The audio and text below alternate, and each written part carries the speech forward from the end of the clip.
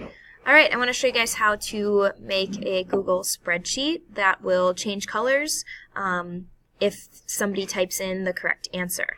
I think most of you will probably set it up similar. You'd have the question over here about one of the topics of Reconstruction and then the answers over here.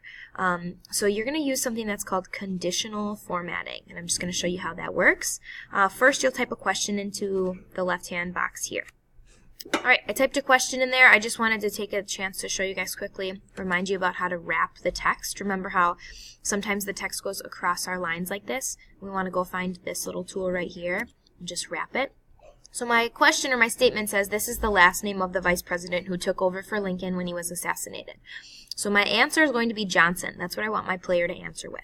I'm not going to type the answer in here though because I want them to type it. So instead when I click on it, I'm going to go to Format and I'm going to choose something that's called Conditional Formatting. I'm going to insert a rule here. First thing I'm going to do is say Format cells if the text contains. And I want the text to contain the last name Johnson. And when it does contain the last name Johnson, I want it to fill it with a color.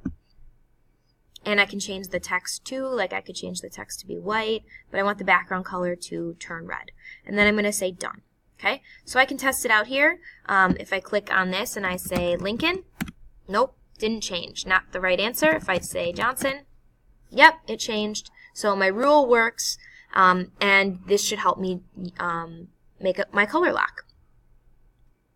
But I don't want my player to see that the answer is Johnson, so I'm going to delete it. This is the screen that I want my player to see when they click on the link. So I want to show you guys, in order to prompt my player to have to make a copy of this so they can edit it right away, I'm going to click Share. I'm going to make sure first that my sharing is set so that anyone with the link can edit. I'm going to copy this link. I'm going to go back to my planning key. Here's where I'm going to link my spreadsheet. So I'm going to highlight it, and I'm going to insert a link. And when I paste it, this is the super important part, you guys. I need to delete this last part that says edit, and instead, I want it to say copy. And when I do that, my player will click on the link and it will automatically prompt them to make a copy of my spreadsheet, kind of like we did in our practice rounds. But you have to change the link in order to make that happen. So I'm going to apply, and then that should be set to go.